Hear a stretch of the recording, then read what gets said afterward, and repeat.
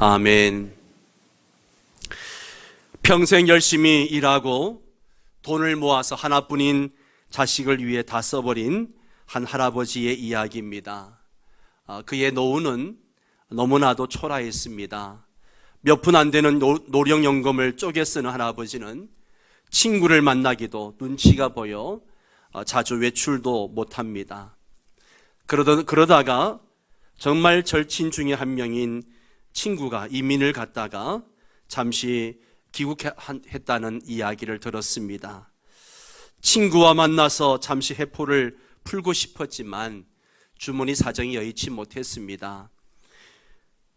그래서 차마 입이 떨어지지 않지만 아들에게, 아들아, 혹시 10만 원만 나에게 빌려줄 수 있겠니?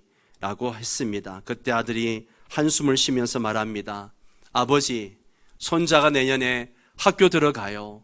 애들에게도 쓸 돈도 항상 모자란데 아버지 알고 계시잖아요. 그렇게 이야기합니다. 아들은 마음에 걸렸지만 어쩔 수 없다고 자기 합리화를 하면서 아버지 부탁을 거절하고 출근을 해버렸습니다. 그것을 지켜보던 며느리가 너무 죄송해서 아버지에게 용돈을 찔러드리면서 꼭 나가서 친구와 함께 식사하시라고 그렇게 외출을 시켜드렸습니다. 그날 저녁 퇴근한 아들은 회사에서 좋지 않은 일이 있어서 기분이 굉장히 나빴습니다. 집에를 와보니까 청소도 안 돼 있고 어린이집 다녀온 자기 딸은 그냥 꼬질꼬질한 모습으로 그렇게 있는 모습 보고 너무 속이 상했습니다. 그래서 여보, 애가 이렇게 더러운데 아직도 안 씻기고 뭐 했어? 라고 아내에게 이야기합니다. 그때 아내가 이야기하죠. 아이들 애지중지 키워봤자 어차피 지 자식 돌보느라고 우리는 신경도 안 쓸 거예요. 그렇게 보고 듣고 배우며 자란 아이들이니까요. 그러니 저도 이제는 애한테는 신경 쓰지 않고 편하게 살렵니다. 그렇게 이야기합니다. 남편은 아내 이야기를 들으면서 아침에 자기가 했던 말과 행동이 생각이 났습니다. 너무 부끄러웠던 거죠. 남편은 고개를 들지 못하고 이제 나이가 들어 치매까지 있는 아버지 방문을 열었습니다. 늙은 아버지는 아침에 있었던 일을 잊은 채 아들을 반가워하면서 얼른 들어오라고, 그러면서 회사 일은 고되지 않니? 밥은 먹고 다니니? 환절기에 감기 조심해야 된다. 그러면서 어린애처럼 타이릅니다. 그런 아버지를 보면서 아들은 아버지 품에 안겨 엉엉 울었습니다. 디모데전서 5장 8절 말씀에 누구든지 자기 친족, 특히 자기 가족을 돌보지 아니하면 믿음을 배반한 자요 불신자보다 더 악한 자니라 라고 했습니다. 성경은 부모를 공경하지 않거나 돌보지 않는 것은 믿음을 배반한 자, 불신자보다 더 악한 자, 심각한 범죄 행위로 보고 있다는 것이죠. 눈에 보이는 부모를 제대로 공경하지 못하면서 보이지 않는 하나님을 공경할 수 없다라고 말하고 있는 거죠. 부모님의 권위를 인정하지 않는 자가 하나님의 권위를 인정할 수 없기 때문입니다. 독일 속담에 한 아버지는 10아들을 키울 수 있으나 10아들은 한 아버지를 봉양키 어렵다라는 말이 있습니다. 정말 실감나는 그런 이야기죠. 자식이 여러 있어도 자기 부모님을 제대로 모시지 못하는 가정들이 얼마나 많이 있습니까? 여러분은 여러분의 노후 대책을 어떻게 준비하고 있습니까? 우리의 부모 세대처럼 자녀를 노후 대책으로 삼고 계시지는 않습니까? 자식이 우상이 되어버린 요즘 노후 대책을 안 한 부모는 자식들에겐 짐이고 효를 강조하는 것이 꼰대가 되어버린 그런 세상입니다. 출산율 감소와 과학기술의 발전은 개인주의와 이기심을 더욱더 강화시켰고 부모 세대보다 더 어려운 시대를 살아가고 있는 요즘이기에 자녀 세대에게 부모님 봉양에 대한 의무까지 강요하기는 벅차 보이는 것은 사실입니다. 평생 안 늙을 것처럼 착각하면서 사는 우리 모두는 언젠가는 우리 부모님들처럼 늙을 것이고 또 많은 사람들이 치매에 걸려서 조금 전에 했던 말도 기억 못하고 했던 말 반복하고 현명한 판단도 못하며 어리숙해질 것입니다. 우리의 부모님께는 할 수 있는 모든 효도와 사랑을 베풀고 자녀들을 사랑으로 훈육하되 자녀가 우상이 되어서는 안 되겠습니다. 우리가 부모님께 받은 은혜를 다 갚을 수는 없지만 나이 들어가시는 부모님께 사랑과 효도를 하고 자녀에게 올인하기보다는 아이들이 힘든 시기를 잘 살아가도록 하나님의 지혜를 가르치고 그리고 우리의 노후를 하나님 안에서 준비하는 그런 성도들 되시기를 축원합니다. 어버이날은 지나갔지만 교회에서 매년 5월 둘째 주일을 어버이 주일로 지킵니다. 여러분은 부모님을 찾아뵙고 모시고 나가서 맛있는 밥을 사드리고 용돈도 드리고 그렇게 하셨습니까? 멀리 계셔서 찾아뵙지 못해도 전화로 감사와 사랑을 전하고 그렇게 안부를 묻고 계십니까? 부모님 중에 한 분이라도 살아계신 분은 평소에 부모님을 어떻게 섬겨야 할까요? 부모님이 계시든 안 계시든 평소에 어르신들을 어떻게 대해야 할까요? 여러분, 부모 공경은 하나님의 명령이면서 약속입니다. 우선 부모 공경은 명령입니다. 본문에서 모세는 너는 내 하나님 여호와께서 명령한 대로 내 부모를 공경하라. 내 부모를 공경하라 라고 했습니다. 사실 자식이 부모를 선택할 수 없습니다. 물론 부모도 자식을 선택할 수 없습니다. 부모와 자식은 하나님이 선택하셔서 우리에게 주신 선물입니다. 자식이든 부모든 우연히 존재하지 않습니다. 다 하나님께서 우리에게 선물로 주셨습니다. 하나님께서 나라는 존재를 부모님을 통해서 태어나게 하셨고 또 부모님은 하나님이 사용하신 생명의 통로입니다. 하나님께서 모세를 통해서 내 부모를 공경하라 라고 하셨는데 여기에 공경이라는 단어를 히브리어 원문을 보면 존대라는 말이 가깝습니다. 존대. 공경하면서 높여드리는 태도를 얘기하는 거죠. 부모님을 존대한다고 할 때 존대에는요, 두 가지 의미가 들어 있습니다. 하나는 불평등의 원리입니다. 불평등의 원리. 그리고 또 하나는 마음의 원리입니다. 사람들은 불평등의 원리를 싫어하고 마음으로 부모님을 존대하는 것을 싫어하지만 이 둘이 있어야 존경과 공경이 되는 것입니다. 불평등의 원리가 무엇입니까? 사람은 하나님과 평등하지 않습니다. 절대 평등하지 않습니다. 백성은 왕과 평등하지 않습니다. 자식은 부모와 평등하지 않습니다. 부모와 자식은 물론 영원한 가치 면에서는 평등하지만 지위 면에서는 평등하지가 않습니다. 우리 사회는 존경이란 말조차 싫어하는 경향이 많습니다. 존경과 호를 이야기하면 꼰대 취급을 받습니다. 존경 웃기지 마. 누가 누구를 존대해. 사람은 평등하다고. 사람들은 이런 식으로 생각을 합니다. 그래서 만들어낸 용어가 뭐예요? 절대 평등주의를 이야기합니다. 어렸을 때부터 모든 사람은 평등하다고 그렇게 교육을 받았기 때문입니다. 절대 평등하다면 존경은 있을 수가 없는 거죠. 다 평등한데 누가 누구를 존경하고 공경합니까? 오늘 우리 사회가 병든 이유가 바로 여기에 있습니다. 절대 평등주의는 잘못된 것입니다. 부모는 인간으로서의 가치 면에서는 자식과 평등하지만 하나님이 세우신 질서와 지위 면에서는 자식과 절대 평등하지가 않습니다.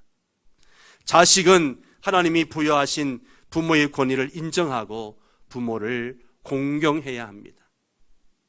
부모가 잘한 것이 없어도 하나님이 세우신 자녀 출산과 자녀 교육의 위치 때문에 존경해야 됩니다. 공경해야 됩니다.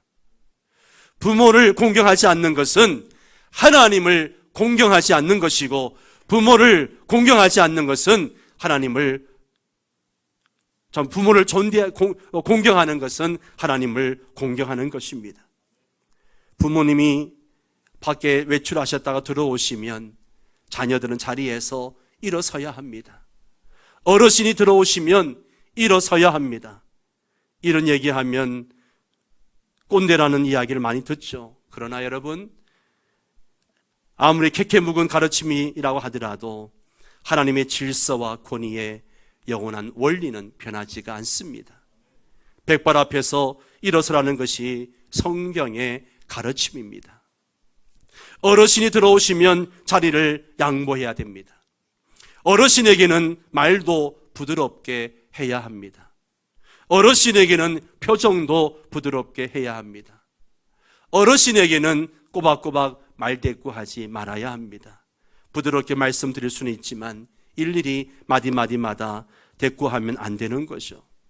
여러분, 공경과 존대는요, 안에서 밖으로 나와야 합니다. 안에서 밖으로 나와야 돼요. 마음에서 우러나오는 행동으로 공경해야 됩니다. 하나님을 공경하고 하나님의 사회 질서를 공경하기 위해서는 무엇보다도 마음부터 바꾸어야 됩니다.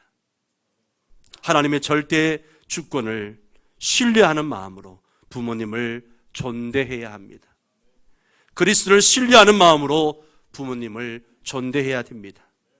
참된 신앙이 없이는 참된 존대가 없습니다. 순종은 강요할 수 있으나 존대는 강요할 수 없습니다. 존대 없는 순종은 그저 차가운 율법주의에 불과합니다. 순종 없는 존대는요, 감상주의에 불과한 것입니다. 여러분, 우리는 부모님을 어떻게 공경해야 할까요? 첫째는 부모님에게 배우시기 바랍니다. 내 아들아, 내 아비의 훈계를 들으며 내 어미의 법을 떠나지 말라. 성경은 말씀하고 있습니다. 선생님을 존대하는 최선의 방식은 선생님에게 잘 배우는 것입니다. 이것은 집안에도 적용이 됩니다. 부모님은 자녀보다 더 많은 경험, 더 많은 지식들, 더 많은 지혜가 있기 때문에 부모님에게 배워야 됩니다. 부모님의 머릿속에 든 지혜를 자녀에게 복사해서 줄 수만 있다면 자녀들은 정말 지혜롭게 이 세상을 살아갈 수 있을 것입니다. 하나님께서 하나님의 뜻을 자녀들에게 전하는 주요 통로로 부모님을 선택하셨습니다. 부모는 자신이 교사라는 의식이 있어야 됩니다. 부모의 직업은 다양하지만 근본 역할은 교사입니다. 교사의 역할을 부모는 할 수 있어야 되고 자녀는 부모에게서 배워야 됩니다. 두 번째로 부모님에게 순종하십시오. 내 아들아, 내 아비의 명령을 지키며 내 어미의 법을 떠나지 말라. 그렇게 성경은 말씀합니다. 자녀는 부모님이 하라고 하는 것을 기꺼이 해야 합니다. 특별히 결혼하기 전 자녀들의 경우에 하나님의 말씀에 어긋나지 않는 한 부모님의 말씀에 순종해야 합니다. 엄마는 자녀가 아빠 말을 듣도록, 아빠는 자녀가 엄마 말을 듣도록 가르쳐야 됩니다. 서로 아들, 딸 편가르기 해서 그렇게 해서는 안 됩니다. 세 번째로 부모님의 징계를 수용하세요. 부모는 훈육자입니다. 불순종하는 자녀는 부모님의 치욕입니다. 채찍과 꾸지람이 지혜를 주거늘 임의로 행하게 버려둔 자식은 어미를 욕되게 하느니라 그랬습니다. 자녀가 어릴 때부터 부모는 사랑으로, 바른 태도로, 훈육해야 합니다. 네 번째로 부모님이 잘 사시도록 해드려야 됩니다. 자녀는 부모님의 삶의 질을 높여드려야 합니다. 이런 말을 하면 얼굴에 쓴웃음을 짓는 부모님들이 혹 있을 수 있습니다. 자식이 내 삶을 더 편하게 해주고 더 즐겁게 해준다고 내가 편하고 즐겁게 되는 것은 자식이 없을 때야. 무자식이 상팔자야. 그렇게 아마 자주 섞인 생각을 하시는 분도 계실지 모르겠습니다.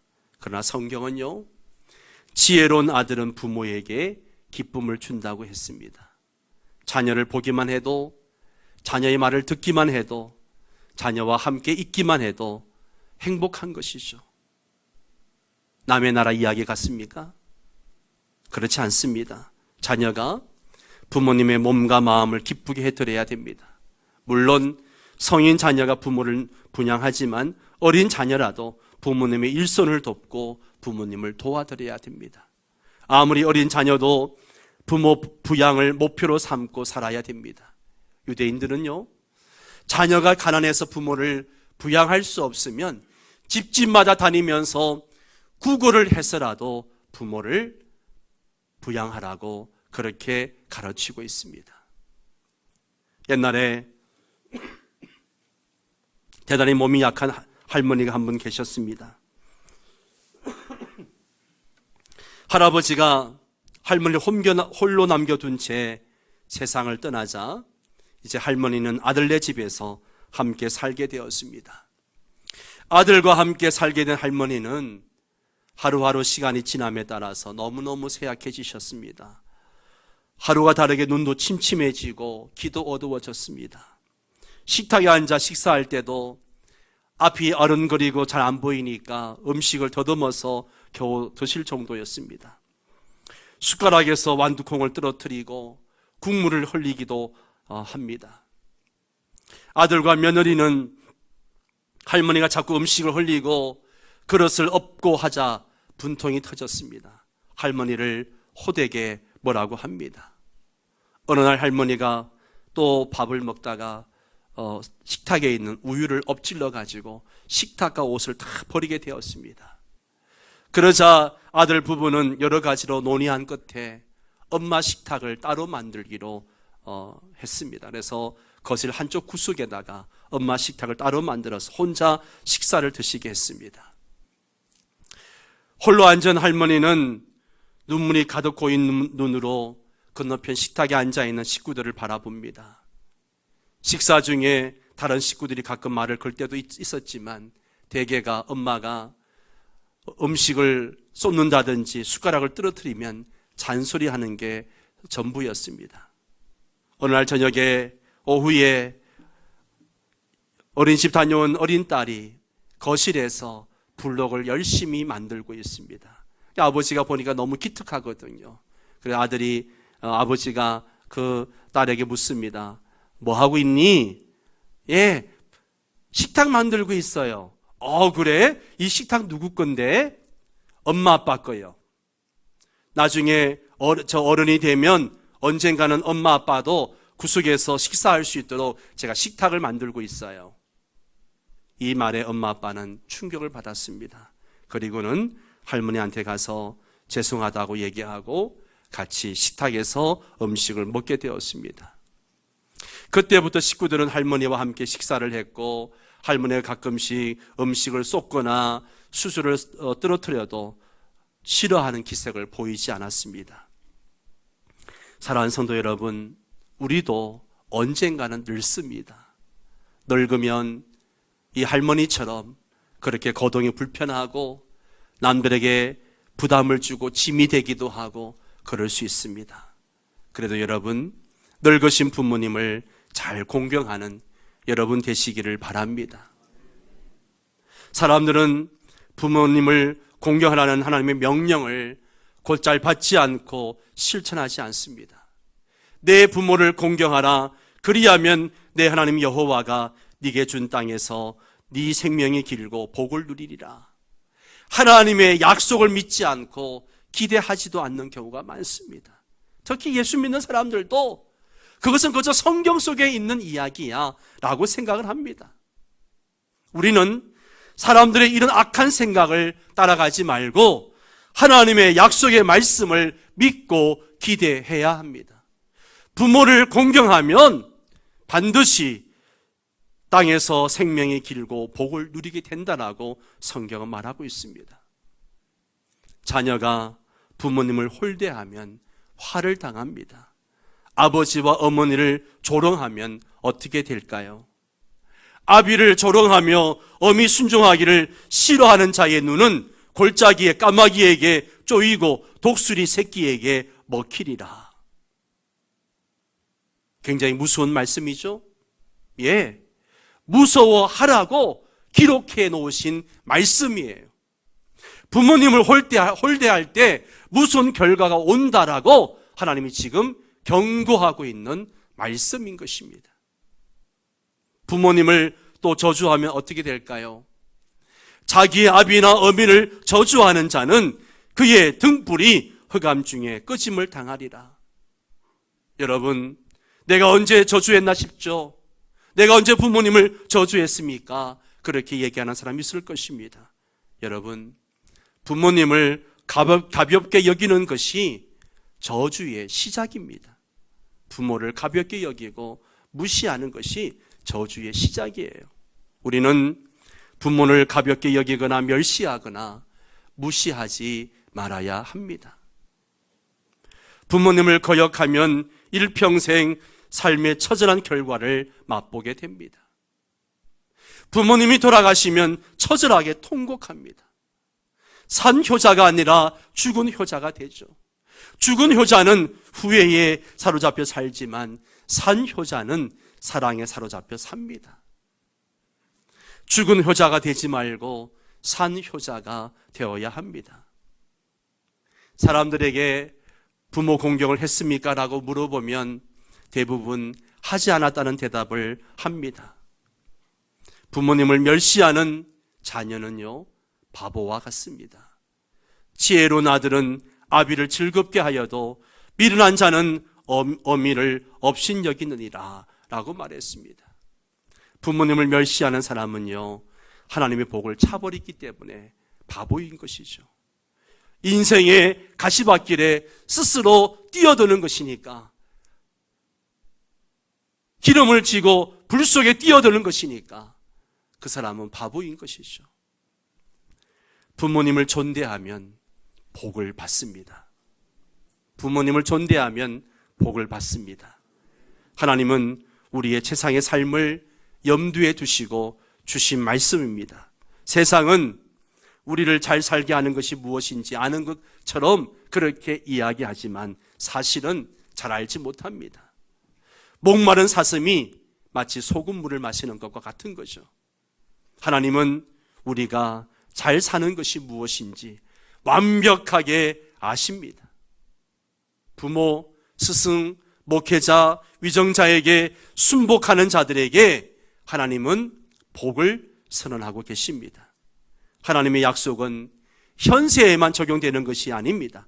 경건한 사람들이 일찍 세상을 떠나기도 하지만 하나님의 약속은 현세에서 내세에까지 확대되어지는 것이죠.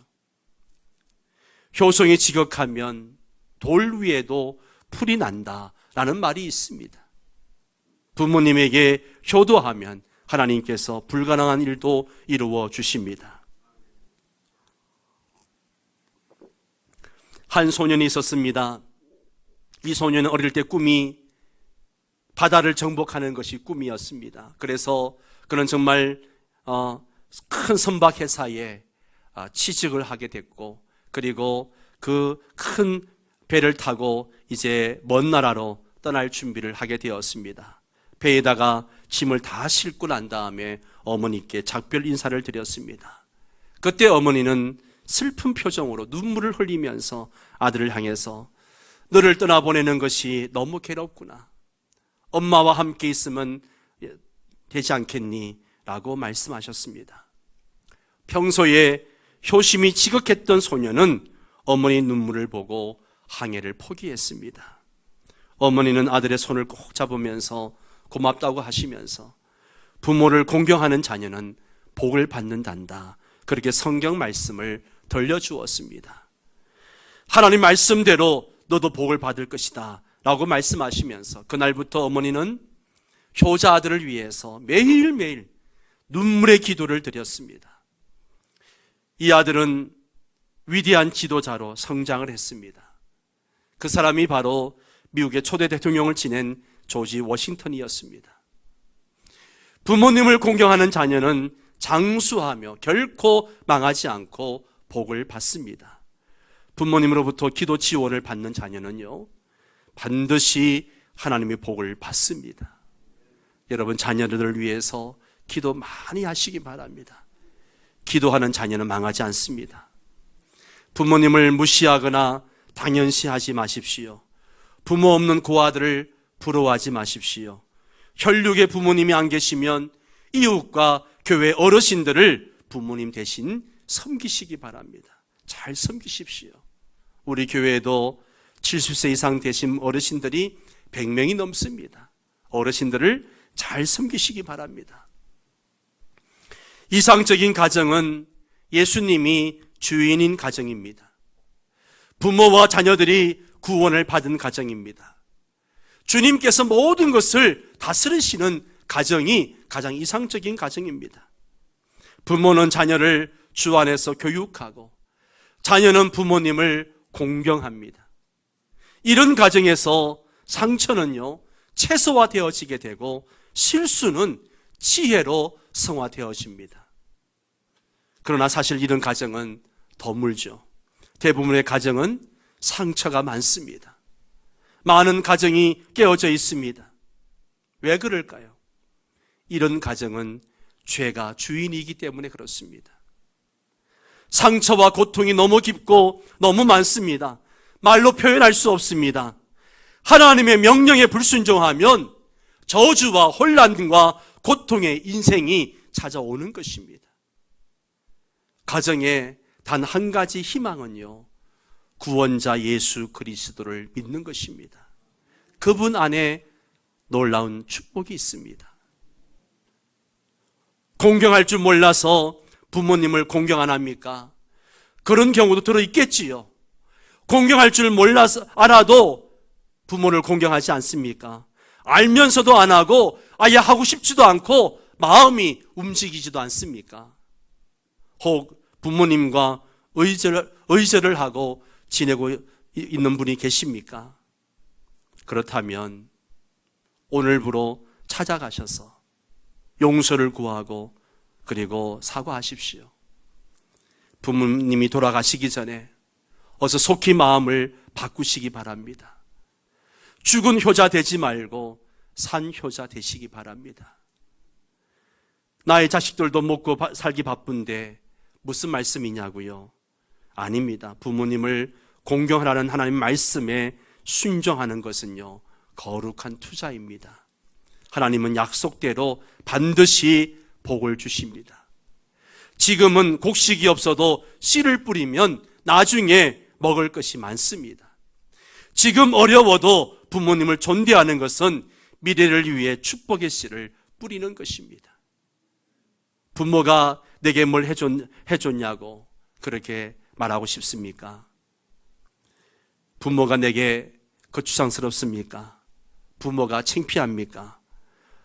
부모가 초라하고 변약하실수록 여러분 더 부축하고 돌보는 자녀가 돋보인다는 사실을 기억하시기 바랍니다. 그런 부모도 돋보이는 거죠. 자식 교육 잘 시켰구나 칭찬이 바로 찾아오게 되는 것이죠. 부모님이 예수님을 안 믿으십니까?